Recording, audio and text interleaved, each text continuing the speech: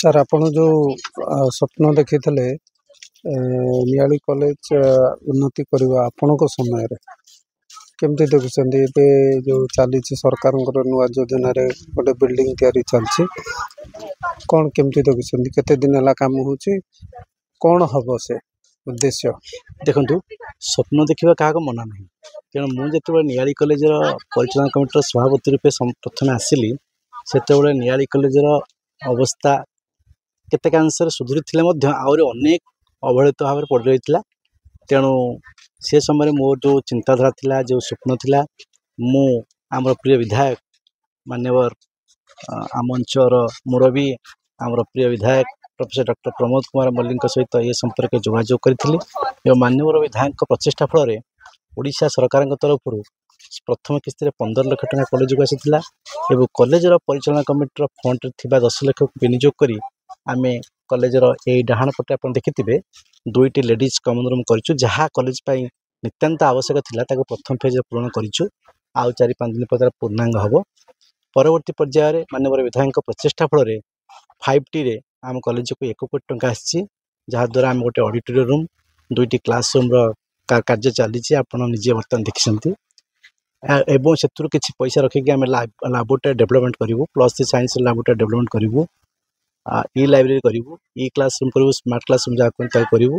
ତେଣୁ ରାଜ୍ୟ ସରକାରଙ୍କର ଲୋକାଭିମୁଖୀ କାର୍ଯ୍ୟକ୍ରମ ଏବଂ ମୁଖ୍ୟତଃ ଶିକ୍ଷାନୁଷ୍ଠାନ ଗୁଡ଼ିକର ଯେଉଁ ରୂପାନ୍ତରଣ କାର୍ଯ୍ୟକ୍ରମ ଚାଲିଛି 5Tରେ ଅତ୍ୟନ୍ତ ପ୍ରଶଂସନୀୟ ଏବଂ ଏହାକୁ ଆମେ ସ୍ୱାଗତ କରୁଛୁ ଈଶ୍ୱରଙ୍କ ଆଶୀର୍ବାଦରୁ। ଏବଂ ଏସବୁ ପାଇଁ ଆମେ ମାନ୍ୟବର ବିଧାୟକ ଏବଂ ଆମର ପ୍ରିୟ ମୁଖ୍ୟମନ୍ତ୍ରୀ ନବୀନ ପଟ୍ଟନାୟକଙ୍କୁ ମୁଁ ଶ୍ରେୟ ଦେବି। ଯେଉଁ କଲେଜର ଡେଭଲପମେଣ୍ଟ କଥା କହୁଛନ୍ତି, ବର୍ତ୍ତମାନ କଲେଜରେ କେତେ ଷ୍ଟ୍ରେନ୍ଥ ଅଛି ଆଉ କେଉଁ ଷ୍ଟ୍ରିମ୍ର ସବୁ ପିଲାମାନେ ରହୁଛନ୍ତି? ଆମର ନିଆଳି କଲେଜ ଗୋଟିଏ ଡିଗ୍ରୀ କଲେଜ। ଏହା ଏଠି ଆମେ +2 arts, +2 science, +2 commerce, +3 arts, +3 science, +3 commerce ବିଭାଗର ପିଲାମାନେ ପାଠ ପଢ଼ନ୍ତି। ପାଖାପାଖି 1,500 ଷ୍ଟ୍ରେନ୍ଥ ନିଆଳି କଲେଜର। ଆମେ ଟିକେ ଅସୁବିଧାର ସମ୍ମୁଖୀନ ହେଉଛୁ କ'ଣ କି, ଯେଉଁ ଫାକଲ୍ଟିକୁ ନେଇ ବିଭିନ୍ନ ବିଭାଗର କିଛି କିଛି ଫାକଲ୍ଟିଙ୍କର ମଝିରେ ଯେଉଁ ଟ୍ରାନ୍ସଫର୍ ହୋଇଯାଉଛି, ସେ କ୍ଷେତ୍ରରେ ଆମର ମ୍ୟାନେଜମେଣ୍ଟ ଯେତିକି ସମ୍ବଳ ଆମେ ଆବଶ୍ୟକ ଲେକ୍ଚରଙ୍କୁ ନିଯୁକ୍ତି ଦେବା ପାଇଁ ସକ୍ଷମ ହୋଇପାରୁନାହୁଁ, ଯାହାଦ୍ୱାରା କି ଆମେ ଅସୁବିଧାର ସମ୍ମୁଖୀନ ହେଉଛୁ। ଏ ସମ୍ବନ୍ଧରେ ମଧ୍ୟ ଆମେ ଉଚ୍ଚଶିକ୍ଷା ବିଭାଗଙ୍କ ଦୃଷ୍ଟିଗୋଚର କରିଛୁ, ଦୃଷ୍ଟିକୁ ଆଣିଛୁ। ଏବଂ ସବୁଠୁ ଦୁଃଖ ଓ ପରିତାପର ବିଷୟ, ଆମର ମିନିଷ୍ଟ୍ରିଆଲ ଷ୍ଟାଫ୍ ଯେଉଁମାନଙ୍କ ଅଫିସ୍ ବିୟର ଯାହାକୁ କୁହନ୍ତି, ଅଫିସ୍ରେ କ୍ଲରିକାଲ ଷ୍ଟାଫ୍ ଆଦୌ ନାହାନ୍ତି। ଆମେ 2ଟି ମ୍ୟାନେଜମେଣ୍ଟ ଷ୍ଟାଫ୍ରେ ଅଫିସ୍ କାର୍ଯ୍ୟକୁ ପରିଚାଳନା କରୁଛୁ। ଏ ସମ୍ବନ୍ଧରେ ମୁଁ ନିକଟରେ ଉଚ୍ଚଶିକ୍ଷା ବିଭାଗର ଆଡ଼ିସନାଲ୍ ଡାଇରେକ୍ଟର ଏବଂ ରିଜନାଲ୍ ଡାଇରେକ୍ଟର ୟାଙ୍କୁ ଭେଟିଥିଲି ଏବଂ ସେମାନଙ୍କ ଦୃଷ୍ଟିକୁ ଆଣିଥିଲି ଏବଂ ସେମାନେ ମୋତେ ପ୍ରତିଶ୍ରୁତି ଦେଇଥିଲେ ଆମେ ଖୁବ୍ କମ୍ ସମୟ ଭିତରେ ତୁମ କଲେଜକୁ କ୍ଲରିକାଲ ଷ୍ଟାଫ୍ ଦେବୁ। ଆଜବେଷ୍ଟସ୍ ଘର ଯେଉଁ ଆପଣ ଦେଖିଲେ, ତାର ଅବସ୍ଥା ଅତ୍ୟନ୍ତ ଦୟନୀୟ, ଜରାଜୀର୍ଣ୍ଣ ଅବସ୍ଥାରେ ସେ ଆଜବେଷ୍ଟ ଘର ଗୁଡ଼ାକ ଅଛି। ପ୍ରାୟ 1970 ତ ନୁହେଁ, 1974 ମସିହାରୁ ବୋଧେ 74 କି 77 ମସିହା ଠୁ ସେ ଆଜବେଷ୍ଟ ଘର ତିଆରି ହୋଇଛି, ଯାହାର ଅବସ୍ଥା ଅତ୍ୟନ୍ତ ଦୟନୀୟ। ପ୍ରାୟ ଫାଟ ସୃଷ୍ଟି ହୋଇଛି, ଆଜବେଷ୍ଟର ମଗରା ଗୁଡ଼ିକ ମଧ୍ୟ ନଇଁ ପଡ଼ିଛି। ତେଣୁ ବିପଦ ସଂକୁଳ ଅବସ୍ଥାରେ ଆଜବେଷ୍ଟ ଗୃହ ଗୁଡ଼ିକ ଅଛି। ସେଥିରେ ତ ଆମେ କୌଣସି କ୍ଲାସ୍ କରୁନୁ, କିନ୍ତୁ ଆମର ଯେଉଁ ଷ୍ଟୋରର ଆଇଟମ୍ ଗୁଡ଼ିକ କିଛି ଆମେ ସେଥିରେ ରଖିଛୁ, NCC ରୁମ୍ ମଧ୍ୟ ରଖିଛୁ। ତେଣୁ ଆମେ କିଛି କ୍ଲାସ୍ ସେଠି କରୁନୁ, କାରଣ ଯେହେତୁ ଜରାଜୀର୍ଣ୍ଣ ଅବସ୍ଥାରେ ଅଛି, କେଉଁ ମୁହୂର୍ତ୍ତରେ ଭୁଷୁଡ଼ି ପଡ଼ିବ, ବିପଦ ସଂକୁଳ ଅବସ୍ଥାରେ ଅଛି। ତେଣୁ ସେଠି ଆମେ ପିଲାଙ୍କର କୌଣସି କ୍ଲାସ୍ କରୁନୁ। ସମୟ ବର୍ତ୍ତମାନ ଡିଜିଟାଲ ଆଡ଼କୁ ଯାଉଛି, ସବୁ ଶିକ୍ଷାନୁଷ୍ଠାନ ସବୁ ମାନେ ଇଭିନ୍ କି ସ୍କୁଲ ଗୁଡ଼ାକ ବି 5Tକୁ ଆସୁଛି, କଲେଜକୁ ତ ଏବେ 2ୟ ଫେଜ୍ରେ ଆସିଲା। ତ ଆପଣ କ'ଣ କହିବେ, ମାନେ ଯେଉଁ ଆଜବେଷ୍ଟ ଘର ତାକୁ ଡିମୋଲିସ୍ କରିଦେବାର ଆବଶ୍ୟକତା ରହିଛି ନା ନାହିଁ? ନିଶ୍ଚିତ ଡିମୋଲିସ୍ କରିବା ପାଇଁ ମାନ୍ୟବର ବିଧାୟକ ଆମକୁ ବାରମ୍ବାର ଏଥିପ୍ରତି ସତର୍କ ଦୃଷ୍ଟି ରଖି ଖୁବ୍ ଶୀଘ୍ର ଡିମୋଲିସନ୍ କରିବା ପାଇଁ ଆମକୁ ବାରମ୍ବାର ମାନ୍ୟବର ବିଧାୟକ ପରାମର୍ଶ ଦେଇଛନ୍ତି। ତେଣୁ ଆମେ ଏଇ ଯେଉଁ ବିଲ୍ଡିଂ ଚାଲିଛି 5Tରେ, ଏ ବିଲ୍ଡିଂର ସମ୍ପୂର୍ଣ୍ଣ ହୋଇଗଲେ ଆମେ ଏହାକୁ ଡିମୋଲିସ୍ କରିଦେବୁ, ସମ୍ପୂର୍ଣ୍ଣ ଆଜବେଷ୍ଟ ଗୁଡ଼ାକୁ ଡିମୋଲିସ୍ କରିଦେବୁ। ନିହାତି ଗୋଟେ 5T ସ୍କୁଲ ହଉ, କଲେଜ ହଉ, ସୁନ୍ଦର ଦେଖିବା ପାଇଁ ନୂଆ ନୂଆ ସବୁ ବିଲ୍ଡିଂ ତିଆରି କରାଯାଉଛି। ସେଇ କ୍ଷେତ୍ରରେ ଯଦି ଆଜବେଷ୍ଟ ଘରେ ରହେ, ନିହାତି ଅସୁନ୍ଦର ଦେଖାଯିବ ବୋଲି ଆପଣ ଅନୁଭବ କରୁଛନ୍ତି? ନା, ଏଠି ସୁନ୍ଦର ଅସୁନ୍ଦରର କଥା ଉଠୁନି, ଏଠି ଚାଲିଛି ଆବଶ୍ୟକତା ନେଇ କାର୍ଯ୍ୟ କରିବା। ଯେତେବେଳେ ନିଆଳି କଲେଜ ପ୍ରଥମେ ଆରମ୍ଭ କରାଯାଇଥିଲା, ସେତେବେଳେ ନିଜସ୍ୱ ସମ୍ବଳରେ କଲେଜଟି ନିର୍ମାଣ କରାଯାଇଥିଲା। ତେଣୁ ସେତେବେଳେ ଆଜବେଷ୍ଟ ଘରର ନିର୍ମାଣ କରିବାର ଆବଶ୍ୟକତା ଥିଲା। କିନ୍ତୁ ପରବର୍ତ୍ତୀ ପର୍ଯ୍ୟାୟରେ ଯେତେବେଳେ କଲେଜ ଗ୍ରାଣ୍ଟ ପାଇଲା ଏବଂ ସରକାରଙ୍କ ତରଫରୁ ବିଭିନ୍ନ ଗ୍ରାଣ୍ଟ ଆସିଲା, ତେଣୁ ଆମେ ଆସ୍ତେ ଆସ୍ତେ ନିଆଳି କଲେଜର ରୂପ ବଦଳେଇଛୁ ଏବଂ ଆପଣ ମଧ୍ୟ ନିଜେ ଦେଖିଛନ୍ତି ଏବଂ ଆପଣଙ୍କର କ୍ୟାମେରାରେ ମଧ୍ୟ ସୁଟିଂ କରିଛନ୍ତି ସମ୍ପୂର୍ଣ୍ଣ କଲେଜର ବିଲ୍ଡିଂ ଗୁଡ଼ିକୁ। ତେଣୁ ଆମେ ନିଶ୍ଚିତ ଭାବରେ ଏଇ ଯେଉଁ ଆଜବେଷ୍ଟ ଘର ଗୁଡ଼ିକ ଅଛି ୟାକୁ ଡିମୋଲିସ୍ କରିଦେବୁ। ଆମେ ଆଉ ରଖିବୁନି ଆଜବେଷ୍ଟ ଘର ଗୁଡ଼ା, କାହିଁକିନା ବିପଦ ସଂକୁଳ ଅବସ୍ଥାରେ ଆଜବେଷ୍ଟ ଘର ଅଛି। ଆମ ଏରିଆରେ ତ ମାଙ୍କଡ଼ ବହୁତ ଅଛନ୍ତି, ଆପଣ ଜାଣିଥିବେ। ମାଙ୍କଡ଼ ଗୁଡ଼ିକ ଡିଆନି କରିବା ଫଳରେ ଆଜବେଷ୍ଟ ଘର ଗୁଡ଼ିକ ସମ୍ପୂର୍ଣ୍ଣ ଭାବରେ ନଷ୍ଟ ହୋଇଗଲାଣି। ଆପଣ କେତେ ଖୁସି ଅଛନ୍ତି? ଏଇ ବର୍ଷ କଲେଜର ଗୋଟେ ପ୍ଲେଗ୍ରାଉଣ୍ଡ କରାହେଇଛି, ନୂଆ ବିଲ୍ଡିଂ ତିଆରି କରାହେଉଛି, ଯେଉଁ ଡେଭଲପମେଣ୍ଟ ସବୁ କାମ ଆପଣଙ୍କ ସମୟରେ ହେଇଛି, ବିଧାୟକ ଆପଣଙ୍କୁ କେତେ ସାହାଯ୍ୟ କରୁଛନ୍ତି? ବିଧାୟକଙ୍କର ସହଯୋଗକୁ ମାପକାଠିରେ ମାପି ହେବ ନାହିଁ। ବିଧାୟକଙ୍କର ଇଏ ହେଉଛି ସ୍ୱପ୍ନ। ମୋ ସ୍ୱପ୍ନ ଠାରୁ ବିଧାୟକଙ୍କ ସ୍ୱପ୍ନ ବହୁ ଆଗରେ ଅଛି। ତେଣୁ ବିଧାୟକଙ୍କର ଇଏ ହେଉଛି ମାନସ ପୁତ୍ର। ତେଣୁ ବିଧାୟକ ନିଆଳି କଲେଜକୁ ଏକ ସର୍ବଶ୍ରେଷ୍ଠ କଲେଜରେ ଗଢ଼ି ତୋଳିବା ପାଇଁ ମୋତେ ପରାମର୍ଶ ଦେଇଛନ୍ତି ଏବଂ ତାଙ୍କର ପରାମର୍ଶ ଅନୁଯାୟୀ ମୁଁ କାର୍ଯ୍ୟ କରୁଛି। ଆପଣ ଯେଉଁ ମୋତେ ପ୍ରଶ୍ନ ପଚାରିଲେ ଆପଣ କେତେ ଦୂର ଖୁସି ଅଛନ୍ତି, ମୁଁ ଖୁସି ନାହିଁ କହିଲେ ଚଳିବ। କାରଣ ମୁଁ ଯେତେବେଳେ ଆବଶ୍ୟକତା ଅନୁଯାୟୀ କାର୍ଯ୍ୟକୁ ସଫଳ ନ କରିପାରିବି ସେତେବେଳେ ଖୁସି କହିବା ମୋର ନିଶ୍ଚିତ ଭାବରେ ମୂର୍ଖାମି ହେବ। କାରଣ ଆପଣ ଦେଖୁଥିବେ ମୋର ପଛପଟେ ଗୋଟିଏ ହଷ୍ଟେଲ ଅଛି, SC/ST ହଷ୍ଟେଲ। ତାକୁ UGCରୁ କିଛି ଗ୍ରାଣ୍ଟ ମିଳିଥିଲା। ସେ ହଷ୍ଟେଲ ରୁଫ୍ ଲେବୁଲ ଯାଏଁ କାର୍ଯ୍ୟ ସରିଥିଲେ ମଧ୍ୟ ଆମେ ସମ୍ବଳ ଅଭାବରୁ ଛାତ ପକାଇ ପାରୁନୁ। ତେଣୁ ଏହା ମଧ୍ୟ ଏକ ଦୁଃଖଦ ଘଟଣା। ଏବଂ ତତ୍ସହିତ +3 ସାଇନ୍ସର ଲାବୋରେଟୋରୀ ଗୁଡ଼ିକ ଡେଭଲପମେଣ୍ଟ ହୋଇପାରିନଥିଲା। ଏବେ 5T ପଇସାରେ ଲାବୋରେଟୋରୀ ଗୁଡ଼ିକ ଡେଭଲପମେଣ୍ଟ ହେବ। ତେଣୁ ଆସ୍ତେ ଆସ୍ତେ ଆମେ ନିଶ୍ଚିତ ଭାବରେ ଆଗକୁ ଅଗ୍ରସର ହେଉଛୁ। ତେଣୁ ମୁଁ ଆଶା କରୁଛି ମାନ୍ୟବର ବିଧାୟକଙ୍କର ଚତୁର୍ଥ ପାଳିରେ ନିଶ୍ଚିତ ଭାବରେ ଆମେ ବାକି ଥିବା କାମ ଗୁଡ଼ିକୁ ସମ୍ପୂର୍ଣ୍ଣ କରିପାରିବୁ। ଏ ଆଶା ଆଉ ବିଶ୍ୱାସ ମୋର ଅଛି।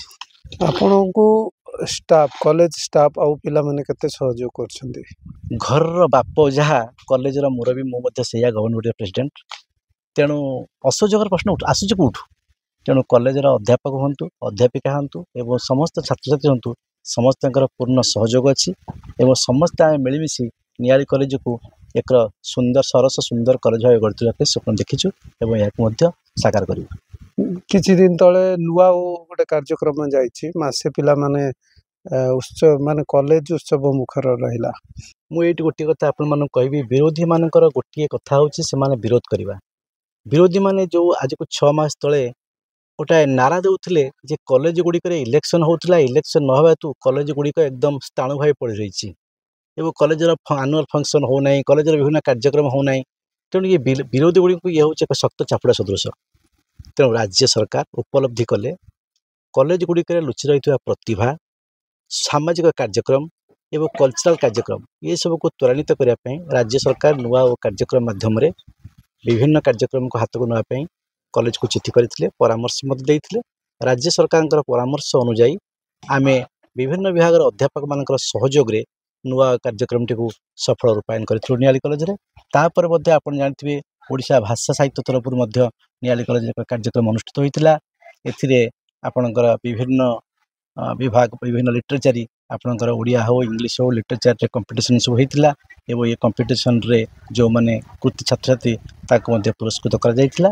ଏବଂ ବାହାରୁ ଆମେ ଏଇ ଡିପାର୍ଟମେଣ୍ଟର ଅଧ୍ୟାପକ ଏବଂ ଡିପାର୍ଟମେଣ୍ଟର ପ୍ରଫେସର ଏବଂ ଅନ୍ୟାନ୍ୟ ଗେଷ୍ଟମାନଙ୍କୁ କଲେଜକୁ ଆମନ୍ତ୍ରଣ କରିଥିଲୁ ଏବଂ ଏ କାର୍ଯ୍ୟକ୍ରମକୁ ସଫଳ ରୂପାୟନ ଦେଇ ସମାପନ କରିଥିଲୁ। ଆଗାମୀ ଦିନରେ ଆପଣଙ୍କର ଆଉ କ'ଣ ରହିବ କଲେଜ ପ୍ରତି ଅବଦାନ? ଅବଦାନ ତ ମୋର କହିଲେ କିଛି ହେବ ନାହିଁ, କାରଣ ମୁଁ ନିମିତ୍ତ ମାତ୍ର। ମୁଁ ରାଜ୍ୟ ସରକାରଙ୍କ ଦ୍ୱାରା ନିଆଳି କଲେଜ ପାଇଁ ଗଭର୍ଣ୍ଣମେଣ୍ଟର ପ୍ରେସିଡେଣ୍ଟ ଭାବେ ମନୋନୀତ ହୋଇଥିଲେ ମଧ୍ୟ ମୁଁ ମୋର ପ୍ରଚେଷ୍ଟା ଜାରି ରଖିବି। କିନ୍ତୁ ଅବଦାନ ରହିବ ରାଜ୍ୟ ସରକାରଙ୍କର, ଅବଦାନ ରହିବ ମାନ୍ୟବର ବିଧାୟକଙ୍କର, ଅବଦାନ ରହିବ ରାଜ୍ୟର ମୁଖ୍ୟମନ୍ତ୍ରୀଙ୍କର। ତେଣୁ ଆମେ ଆସନ୍ତା ବର୍ଷ ଠାରୁ ପ୍ରଚେଷ୍ଟା ଜାରି ରଖିବୁ। ଇନଫ୍ରାଷ୍ଟ୍ରକ୍ଚର ଡେଭଲପମେଣ୍ଟ ହୋଇସାରିଲା ପରେ ନିଆଳି କଲେଜରେ ଓଡ଼ିଆ ବିଭାଗରେ PG ଖୋଲିବା ପାଇଁ ପ୍ରଚେଷ୍ଟା ଜାରି ରଖିବୁ। ମୁଁ ଭାବୁଛି ଏଇ କାର୍ଯ୍ୟକ୍ରମ ଯଦି ସଫଳ ହେବ ତେଣୁ ଗ୍ରାମାଞ୍ଚଳରେ ଆମେ ଶିକ୍ଷିତ ଯୁବକ ଯୁବତୀମାନଙ୍କୁ ଉଚ୍ଚଶିକ୍ଷା ଦେବା ପାଇଁ ସମର୍ଥ ହୋଇପାରିବୁ। ଯେଉଁ ପିଲାମାନେ ପ୍ରାଇଭେଟ୍ କଲେଜକୁ ପଳାଉଛନ୍ତି କି ଦୂର କଲେଜକୁ ଯାଉଛନ୍ତି, ନିମାପଡ଼ା ଯାଉଛନ୍ତି, ନିଆଳି ଏବେ ଡେଭଲପ୍ କରାଯାଉଛି, ଆଗାମୀ ଦିନରେ ଡେଭଲପ୍ ହେବ, ସେମାନଙ୍କୁ କ'ଣ କହିବେ? ସେମାନେ ନିଆଳି ନ ଛାଡ଼ିକି ଏଠି ଆସି ଆଡ଼ମିସନ୍ କରି ପାଠ ପଢ଼ିପାରିବେ? ନାଇଁ, ଆମେ କହିଲେ କିଛି ହେବ ନାହିଁ, ଆମେ କାର୍ଯ୍ୟରେ କରି ଦେଖିବାକୁ ପଡ଼ିବ। ଖୁବ୍ କମ୍ ଦିନ ତଳେ ଆପଣ ଜାଣିଥିବେ ରାଜ୍ୟ ସରକାରଙ୍କର ହାୟର ସେକେଣ୍ଡାରୀ ବିଭାଗ, ଉଚ୍ଚ ମାଧ୍ୟମିକ ବିଭାଗ ତରଫରୁ ଆପଣଙ୍କର JEE, NEET ये सब कोचिंग व्यवस्था मध्य करा जायछि आमे मध्य आम कॉलेज रे तार व्यवस्था करिछु आमे पिला मानकु पूर्वाह्न और अपराह्न दुईटी सेसन रे पिला मानकु जेई नीट इत्यादि कोचिंग दउछु तेणु आमे प्रचेष्टा जारी रखिबु अध्यापक मान तरफ पिला मानकु एक्स्ट्रा क्लास में कोचिंग देवा पई तेणु आमे जदि पाठ पढ़ा सरस सुंदर भाव रे करिवु पिला माने निश्चित आकर्षित हेबे अभिभावक माने निश्चित कॉलेज प्रति आकर्षित हेबे आमे कहिले कॉलेज के आसीबे नहीं आमे कार्य देखाइबा पड़िबो तेणु मु आशा रखिबि मो महाविद्यालय अध्यापक और अध्यापिका माने निश्चित भाव कठिन परिश्रम करी पिला मानकर शिक्षागत योग्यता को परिपूर्णता करने अक्लांत परिश्रम करेंगे एवं एक्स्ट्रा क्लास करी से मानकु प्रचेष्टा जारी रखिए से रही जाइथिबा अभाव शिक्षा रे पूर्ण करने जदि आम ये कार्य को भल भाव करूँ निश्चित भाव में अभिभावक माने कॉलेज प्रति आकर्षित हेबे एवं से पिला नाम लेखापी निश्चित एठारे प्रेरणा देबे। एनके